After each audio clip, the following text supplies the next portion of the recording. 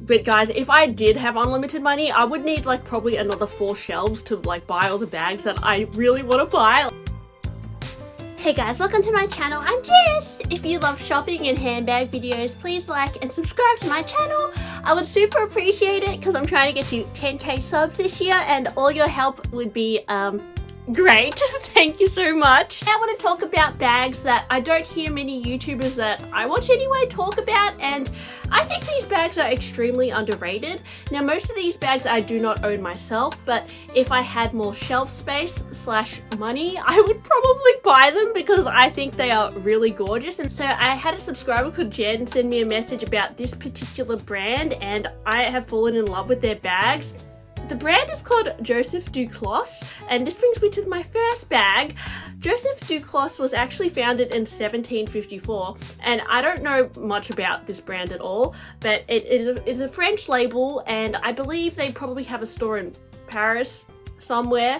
As I said, I don't know much about this brand, but as soon as I went on the website, I noticed this incredible bag called the Diane bag, and it is stunning, guys. If you look at it, it features this like sword closure, which I think is just like, whoa, very impressive. And the most beautiful part of this bag to me is the massive like plaque at the bottom with all this like calligraphy etching on it.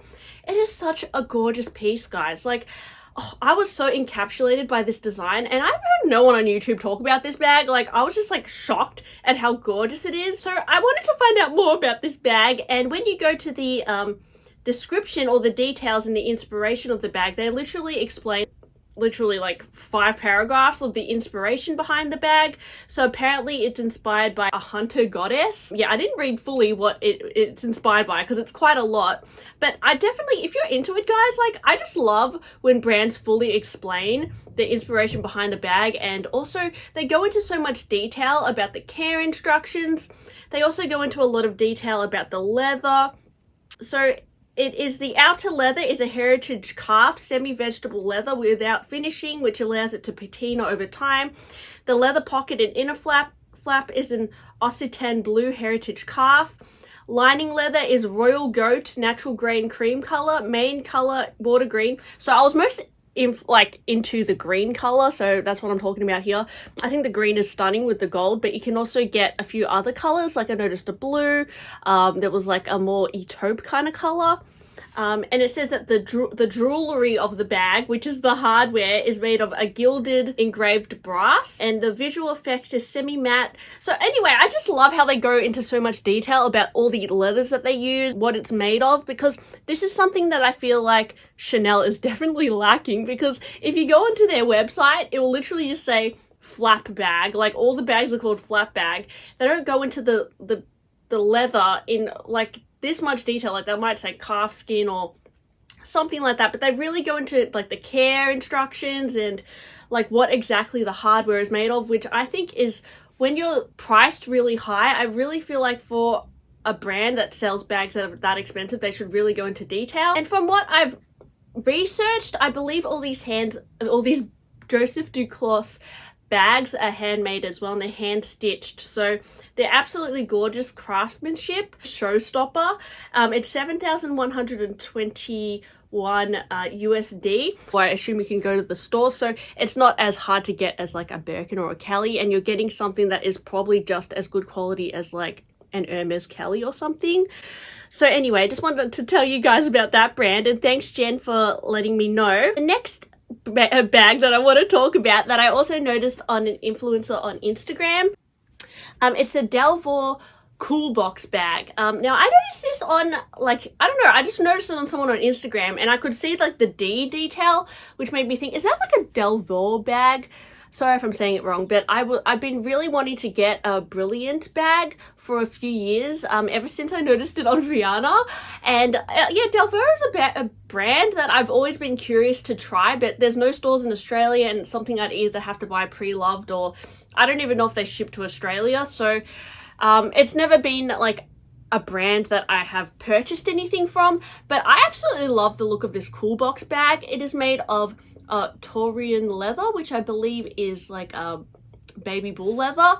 I just love the texture. I don't know, guys. I'm really into like Clemence leather from Hermes, so I assume it's very similar.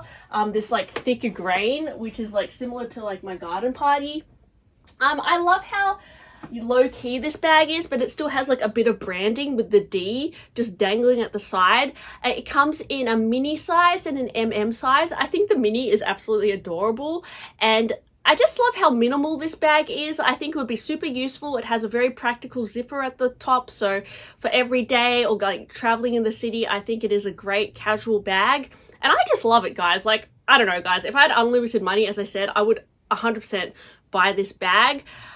But guys, if I did have unlimited money, I would need like probably another 4 shelves to like buy all the bags that I really want to buy. Like, the list just goes on. So this is a bag that I think is awesome, and if you love it, I would totally go for it. I think it's totally underrated.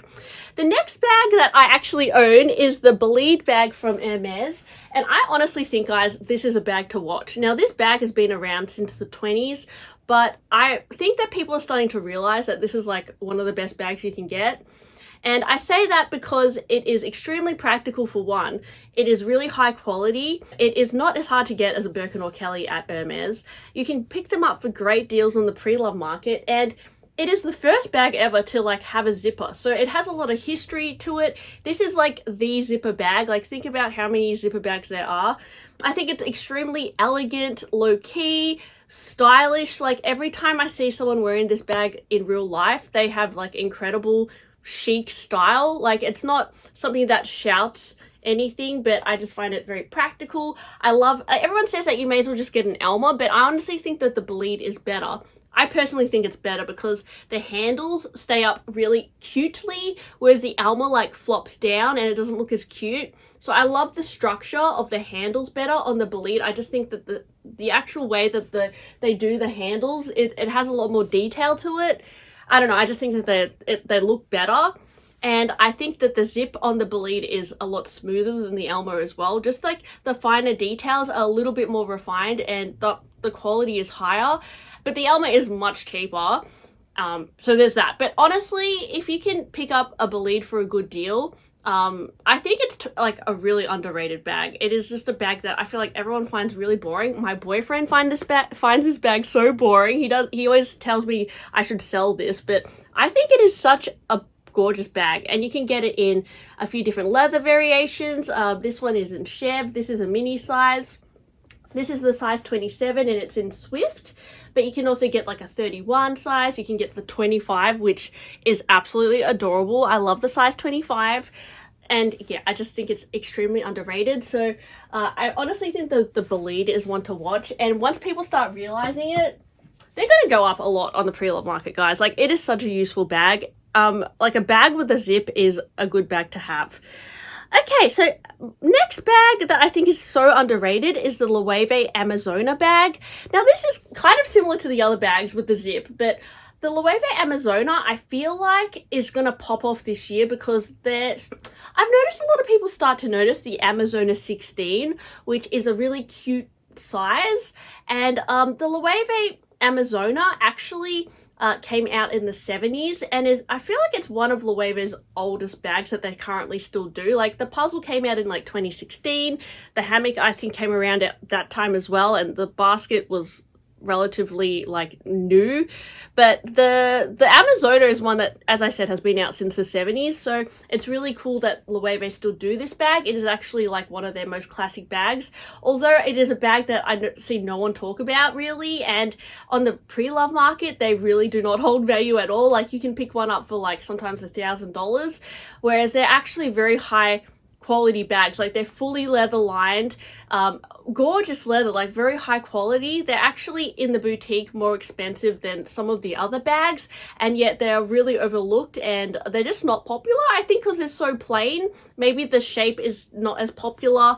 But again, it has a zipper. It's very practical, great for day to day. I think it's a little bit more chic than getting like the typical, I don't know, I'm not dissing the Speedy here or anything, but like everyone always goes for like a Speedy or like a Neverfull for a daily bag, but like, why can't you go for like something cool, like an Amazona or something completely different? Like, people always go for those similar bags, but I don't see anyone like think about, I don't know, these other bags, I just feel like the Amazona could be a great like casual bag, and it is really well priced in the pre-love market, but I can see this bag starting to take off eventually because it is one of Loewe's like original kind of bags that they did. Loewe's been around for like a really long time as well, not like, you know, before I think they started off not doing bags actually, but anyway, what I'm trying to say is I honestly think the Amazona is one to watch, and I wouldn't be surprised if it starts becoming more popular because I've noticed they're starting to do a lot more iterations of the Amazona, and I feel like this bag is really awesome. And the final bag that I want to talk about is actually not my personal suggestion, but I asked my boyfriend what bags he thinks are underrated because I couldn't think of a fifth bag, and he said I should talk about the shoulder Birkin. This is my boyfriend's favorite designer bag. I know, guys, like yes, I don't know. Why is my boyfriend's bag, I don't know why this is his favorite bag, guys, but he says that the shoulder Birkin, or he calls it the East-West Birkin, is like the coolest bag you can get. And I asked him, like, why is this the coolest bag? And he said, well, one, it's a Birkin, but it's like a more unique Birkin. It's bigger, so you can put more stuff in it, and it's just more interesting and rare. And he thinks that like if he's gonna get a Birkin, he would get the shoulder Birkin. I'm like, okay, firstly, that is so random, but secondly, I have tried on a shoulder Birkin when I worked at actually used to work at the Purse Fair.